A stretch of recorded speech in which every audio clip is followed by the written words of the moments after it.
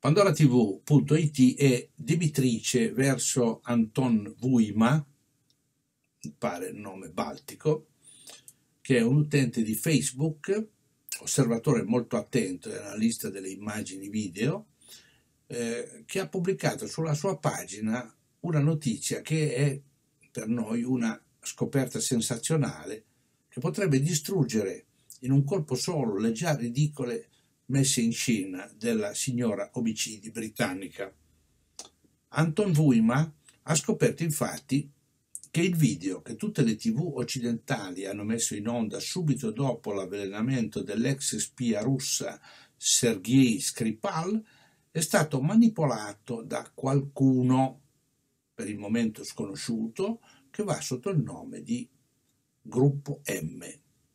Questo qualcuno ha evidenti doti di preveggenza, sembra. Infatti ha pubblicato il 25 febbraio su un canale YouTube il video dell'arresto di Skripal, cioè una settimana prima del fattaccio in cui hanno rischiato la vita e forse la perderanno sia Skripal che sua figlia Yulia di 33 anni, cittadina russa ancora, lui non lo è più da tempo. Quel video risale al 2003, però, anno dell'arresto di Sergei Skripal. Le TV russe mostrarono le immagini con i volti degli agenti coperti e quelle immagini vennero date in pasto al pubblico russo solo al momento in cui il tribunale lo condannò a 18 anni di reclusione, all'inizio del 2004. Con tutta probabilità, anzi con certezza, gli uffici dell'MI6, lo spionaggio britannico, registrarono quelle immagini e le conservarono nei loro archivi. Tutto perfettamente logico. Il servizio segreto britannico registra l'arresto di un suo asset e lo mette appunto al riparo. Può sempre servire in futuro. La storia andò un po' diversamente perché Skripal non scontò la pena. 4 anni dopo venne consegnato ai suoi datori di lavoro britannici in uno scambio di spie e da allora è rimasto in Gran Bretagna a spese dei servizi segreti inglesi, vita da pensionato modesta ma sufficiente per i servizi resi. Pedina tuttavia ormai senza valore, quindi sacrificabile all'occorrenza. Ed è quello che è avvenuto. Non è il primo, tra l'altro, degli ex spioni russi in Gran Bretagna che ci lascia la pelle.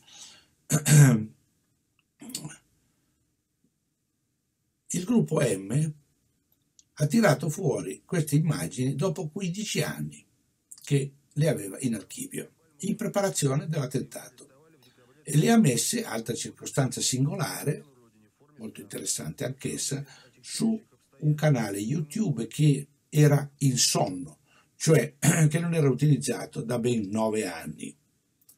Del tutto chiaro anche da questo dettaglio che non si tratta di dilettanti. Le immagini dell'arresto poste su YouTube sono subito state trovate nel web dai motori di ricerca e hanno fatto il giro del mondo.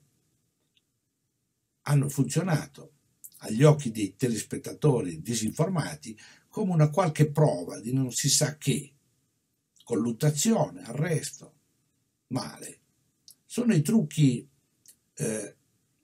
mediatici degli specialisti della manipolazione di massa. In un certo senso si potrebbe dire che sono la pistola fumante dell'inganno. Si vede attraverso questi dettagli la preparazione. Solo chi sapeva in anticipo che cosa sarebbe accaduto poteva predisporre la trappola mediatica. Ecco qual è la scoperta di Anton Vuima. In altri termini, l'MI6 ha preparato il materiale da dare in pasto alle televisioni mondiali nel momento in cui Skripal sarebbe stato ammazzato e la Russia sarebbe stata messa sotto accusa. Immagini a sostegno dell'operazione. Sfortunatamente per Theresa May, I suoi James Bond hanno dimenticato che qualcuno, nel caso specifico il signor Anton Vuima, avrebbe avuto l'idea di guardare la data del caricamento. A questo punto abbiamo la certezza che qualcuno sapeva prima cosa sarebbe accaduto. Ci manca solo la firma del caricante, il misterioso gruppo M.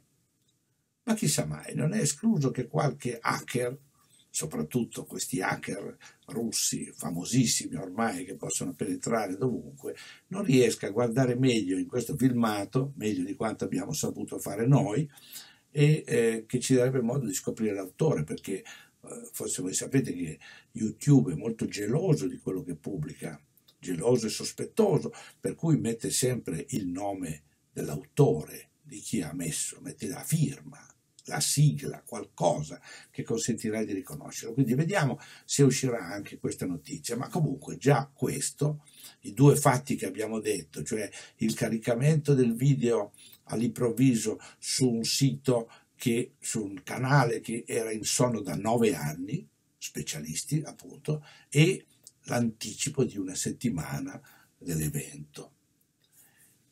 Un bel guaio per la diplomazia di Albione. E adesso che fare?